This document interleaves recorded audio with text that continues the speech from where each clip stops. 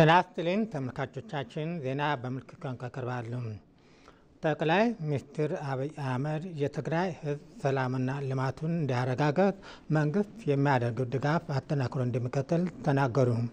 ጠቅላይ ሚኒስትሩ በሰላም በንግግርና በህግ አግባብ የስልጣን ርክክብ ማድረግ ባህል እንዲሆን መስራት ይገባል ብለዋል። በትላንትናው ዕለት በተካሄደው የትግራይ ክልል አካታች ጊዜያዊ አስተዳደር ፕሬዝዳንትነት ርክክብ ስነ ስርዓት አቶ ጌታቸው ረዳ የአካታች ጊዜያዊ አስተዳደር ፕሬዝዳንትነት ለሌተናል ጄኔራል ታደሰ ወረደ አስረክበዋል። በትግራይ ክልል ዘላቂ ሰላም እንዲሰፍንና የፕሪቶሪያ ስምምነትን በተሟላ ሁኔታ ለመተግበር እንዲቻል እስካሁን በፌዴራል መንግስቱ በርካታ ጥረቶች ሲደረጉ እንደቆዩ የሚታወቅ ነው። ዛሬም የዚሁ አንዱ አካል ተደርጎ የሚቆጠረው የትግራይ ጊዜያዊ አስተዳደር ፕሬዝዳንትነት ርክክብ ስነ ስርዓት ጠቅላይ ሚኒስትር ዶክተር አብይ አህመድና ሌሎች ከፍተኛ የመንግስት የስራ ኃላፊዎች በተገኙበት ተካሂዷል። በዚህ ርክክብ ስነ ስርዓት ላይም ላለፉት 2 ዓመታት የጊዜያዊ አስተዳደሩ ፕሬዝዳንት በመሆን ሲያገለግሉ የቆዩት አቶ ጌታቸው ረዳ የአካታች ጊዜያዊ አስተዳደር ፕሬዝዳንትነቱን ስፍራ ለሌተናል ጄኔራል ታደሰ ወረደ አስረክበዋል።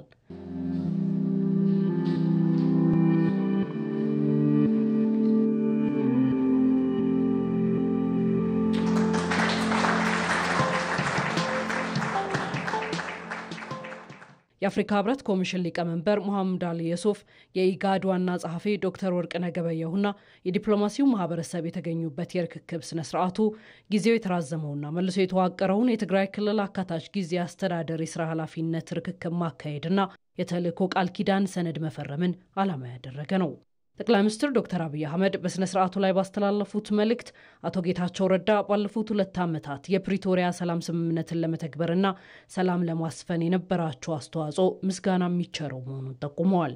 ክቡር አቶ ጌታቸው ረዳ ላለፉት 2 ዓመታት በትግራይ አንገብጋቢ እና እጅግ አስፈላጊ የሆነውን የሰላም ፍላጎት ለማረጋገጥና ከሰላሙ ባሻገር ላደረጉት አስተዋጽኦና ለሰጡት አመራር ከሁሉ በላይ ከፕሪቶሪያ ጀምሮ ከስምምነቱ ጀምሮ ለትግራይ ህዝብ ሰላም ላላቸው ቁርጠኝነት ሳይለዋወጥ ለጸና አቋማቸው የፌደራል መንግስት እንዲሁም በራሴ ስም ከፍተኛ ምስጋና ላቀርብላቸው ፈልጋለሁ። አቶ ጌታቸው በጸቡ ጊዜ ቆርጠው ለመዋጋት እንደወሰኑት በሰላሙ ጊዜ ቆርጠው ለሰላም መስራታቸው ቢያንስ የትግራይ ህዝብ ላለፉት 2 ዓመታት እፎይታ እንዲያገኝ ያስቻለ ታላቅ ተግባር ስለሆነ ክቡር ታደሰ እሳቸውም የጌታቸውን ፈለግ ተከትለው ይህንን ሰላም እንደሚያጸኑ ከፍተኛ ተስፋ አደርጋለሁ። ባለፈው 1 ወር ከተለያዩ አካላት ጋር በተደረጉ ሰፊ ውይይቶች የትግራይ ክልል ጊዜያዊ አስተዳደርን አስመልክቶ የነበሩ የህግና የአሰራር ክፍተቶች መለየት መቻላቸውንም ተናግረዋል። ጠቅላይ ሚኒስትር አብይ አህመድ ክፍተቶቹን በህግና በአሰራር እንዲታረሙ የማድረግ ስራ መከናወኑን በመጠቆም ጭምር የአቶ ጌታቸው የስልጣን ዘመን በህጉ መሰረት ሲያበቃ የሚቀሩ ቁልፍ ስራዎችን የሚያከናውን አካል ትራንዚሽናል መንግስቱ መቀጠል አለበት የሚል ድምዳሜ ከተያዘ በኋላ ይሄንን ትራንዚሽን ማን መርቶ ከግብ ሊያደርስ ይችላል የሚል ውይይቶች ስናደርግ ቆይተናል። በዚህ ውይይት ልናሟላቸው የህግ ክፍተቶች እንዳሉ ተገንዝበናል። በአዋጅ ሊሻሻል የሚገባቸው ጉዳዮች ነበሩ።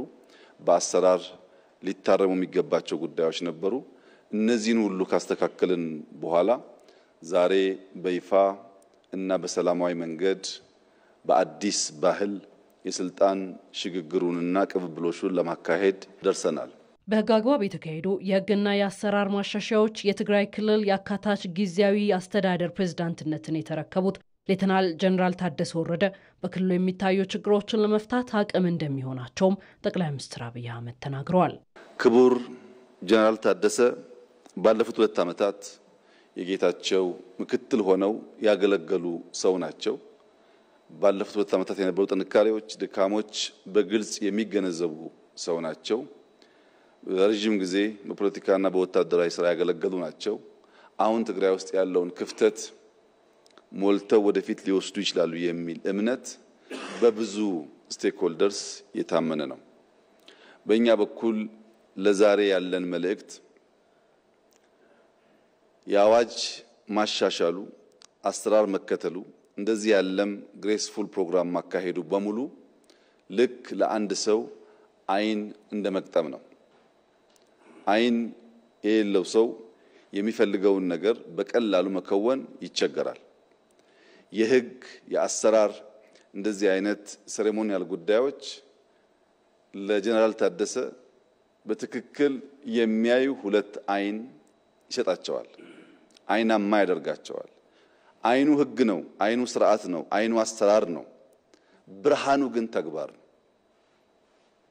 የትግራይ ህዝብ የጠማውን ሰላም፣ የትግራይ ህዝብ የጠማውን ልማት፣ የትግራይ ህዝብ የጠማውን እንደ ሌሎች ወንድሞቹ ወጥቶ የመግባት መሻት ስናሳካ እስከዚህ ደቂቃ ያገኙትን አይን በብርሃን የተሟላ ይሆንና ለኢትዮጵያም ለአፍሪካም እጅግ ጠቃሚ የሆነ ስራ ሰርቶ ለማለፍ ታሪክ የሰጣቸውን እድል እንደሚጠቀሙበት ተስፋ አደርጋለሁ።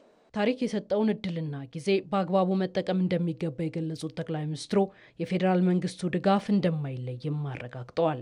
ታሪክ የሰጠንን እድልና ጊዜ ህግን ተንተርሶ ለህዝብ ጥቅም መጠቀም ለትውልድ የሚበጅ ስለሆነ ጀነራል ታደሰ በጣም ብዙ ድምጾች፣ ብዙ ጅምብሮች ያሉበት የፖለቲካ አውድ ቢሆንም ያላቸው ልምድ በመጠቀምና የፌዴራል መንግስት እንዲሁም የኢንተርናሽናል ኮሚቴውን ድጋፍ የአቶ ጌታቸውን ድጋፍ በማከል ቀሪ ስራዎች በተሟላ መንገድ እንዲከወኑና የትግራይ ህዝብ እንደ ሌሎች ክልሎች በራሱ መርጦ የሾማቸው ግለሰቦች እንዲያስተዳድሩት የሚያስችል ሁኔታ ይፈጥራሉ ብዬ ተስፋ አደርጋለሁ።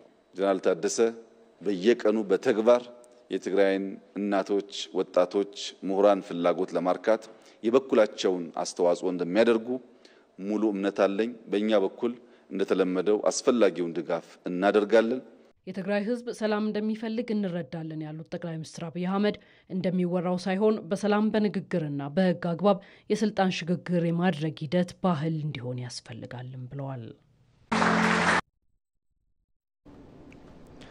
ባለፉት 2 ዓመታት የትግራይ ክልል ጊዜያዊ አስተዳደር ፕሬዝዳንት በመሆን አገልግለው የነበሩት አቶ ጌታቸው ረዳ የፕሪቶሪያ ስምምነት በመተግበር ረገድ የተሰሩ ስራዎች ቢኖርም አሁንም ፈተናዎች እንዳሉ ጠቁመዋል። የፌዴራል መንግስት አካታች ጊዜያዊ አስተዳደሩ እንዲራዘም ማድረጉ በበጎ የሚወሰድ ነው ብለዋል።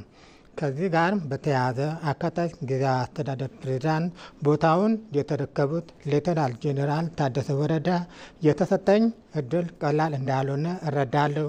የጊዜያዊ አስተዳደሩ እንደ አዲስ በአግባቡ ለመጠቀም እድል ሰጥቶናል። ይሄ በተሻለ ለመጠቀምና የትግራይ ችግር ለመፍታት ይሰራል። ሁሉም ከጎናችን ሊቆም ይገባል ብለዋል።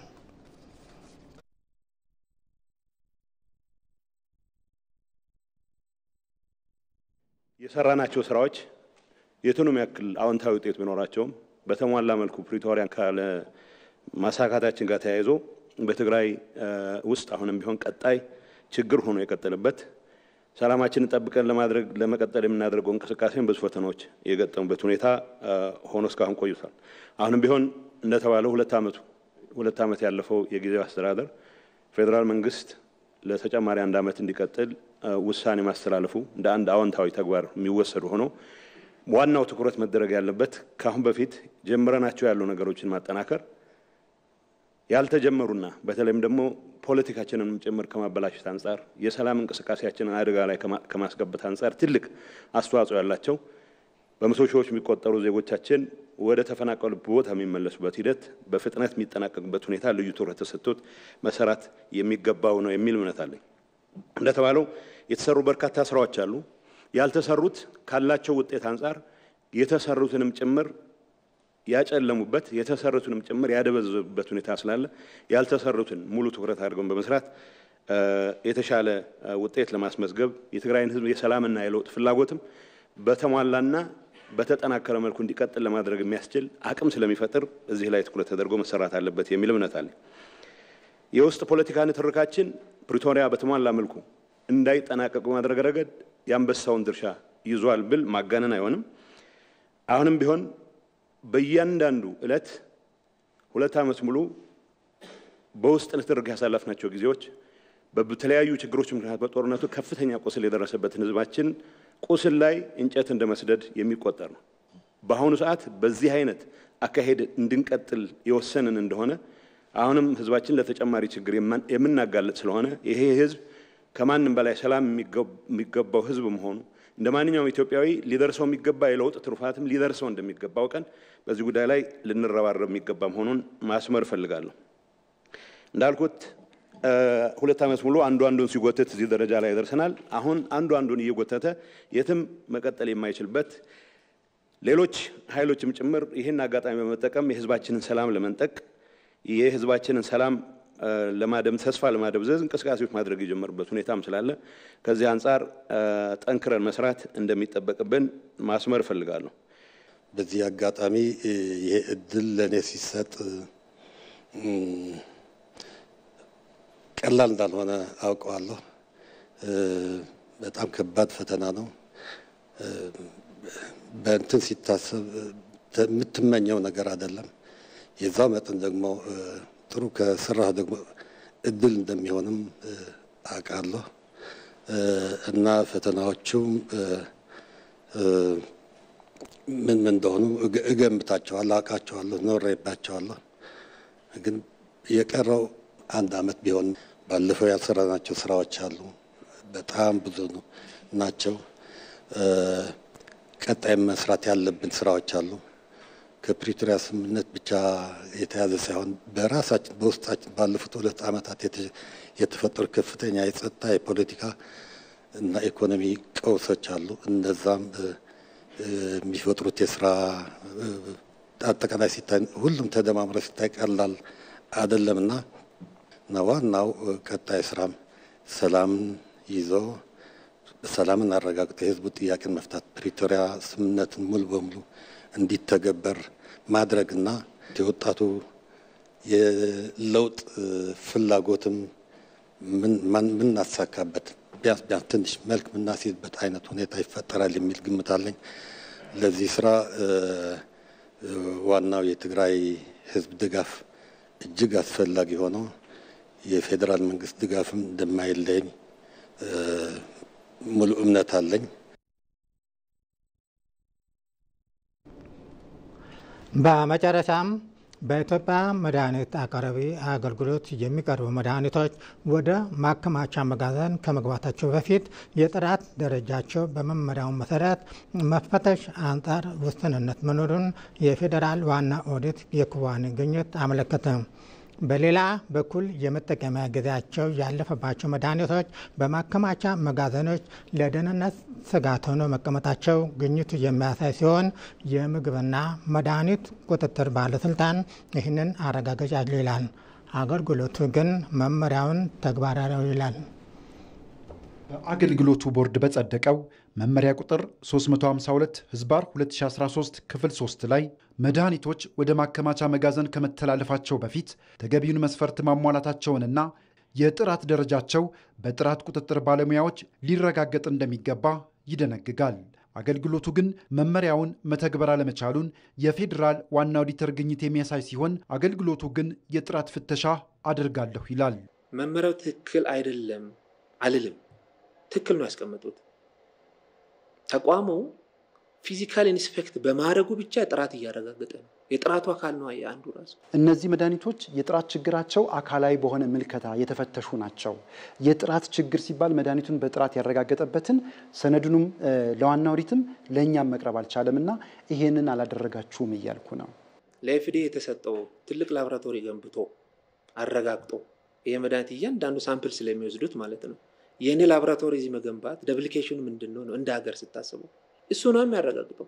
የሚፈትሸው እሱ ነው። ሳምፕል የሚወስደው እሱ ነው። በዛ ደረጃ እኛ ፊዚካሊ ከሰራን ዳሜጅ ነው ወይ በትክክል ነው ገባን ካልን በቂ ነው ለኛ። ምግብና መድኃኒት ቁጥጥር ባለስልጣን የመቆጣጠር ስልጣን ቢኖረውም አገልግሎቱ ራሱ በመመሪያ መድኃኒቶችን የመቆጣጠር ስልጣን ስለተሰጠው መድኃኒቶችን መቆጣጠር እንዳለበት መመሪያ ስለሆነ ይሄም ህግ ስለሆነ የመድኃኒቶችን ጥራት መቆጣጠር ስላለበት የተሰጠው ምላሽ ልንቀበለው አልቻልንም በኦዲት ወቅት ማለት ነው። አገልግሎቱ የጥራት ደረጃቸውን የፈተሸበትን ሰነድ ቃለ መጠይቅ በኋላ ቢያቀርብም ዋና ኦዲት ግን የቀረበላችሁ ሰነድ ትክክለኛ አይደለም ብሏል።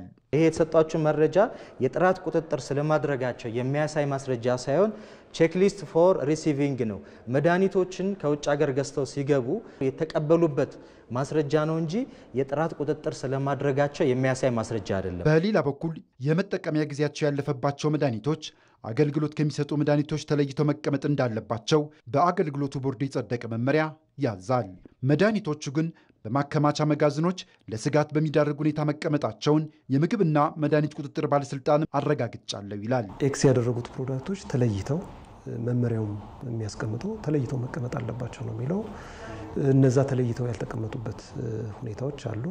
እዚህ ጋር የአገልግሎት መጠቀሚያ ጊዜ ያለበት፣ እዚህ መሀል ላይ ደግሞ የአገልግሎት ጊዜ ያለፈ ተደርድሮ መቀመጥ የለበትም። እኛ ሄደን ስንመለከት በአንድ መደርደሪያ ላይ ሜሽ እንኳን ሳይደረግ ወይም ሳይታሸጉ እንዲሁ አገልግሎት ከሚሰጡ መድኃኒቶች ጋር ፊት ለፊት ክፍት ሆኖ ነው የተቀመጠውና ይሄ ለአደጋ አይጋልጥም ወይ? ለምንድን ነው በመመሪያው መሰረት በተለየ ስፍራ በተባለ ቦታ ላይ ያልተቀመጡት? አንድ ነገር ላረጋግጥልን፣ እኛ ስክራፒንግ ሲንግል ራክ ነው። ቢን ሆነ ቢን ሎኬሽን ለብቻ ነው። ሎኬሽን አለ አይደለ? ዌራውስ ውስጥ ሎኬሽን ከሆነ ሎኬሽን ለብቻ ነው። ሴፓሬት ሎኬሽን፣ ሴፓሬት ራክ ከሆነ ሴፓሬት ራክ ነው። አዳማዎች ከዚህ በፊትም ጎብኝቻለሁ።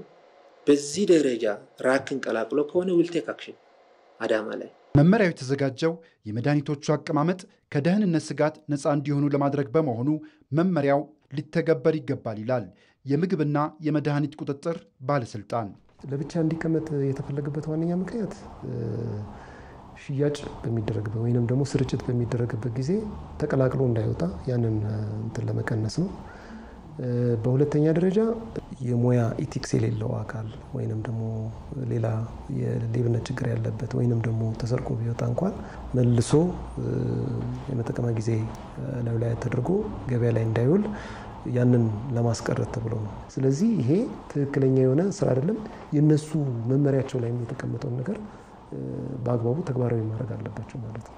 በተጨማሪም በአገልግሎቱ የሚቀርቡ የሕክምና መሳሪያዎች የጥራት ችግርና የመለዋወጫ እጥረት ያለባቸው ሲሆን ለመድኃኒቶች ደህንነት ተብለው በማከማቻ መጋዘን ከተተከሉ ካሜራዎች ውስጥም የተወሰኑት አይሰሩም። ዜና አበቃ። ከቀሪ ፕሮግራሞቻችን ጋር መልካም ቆይታ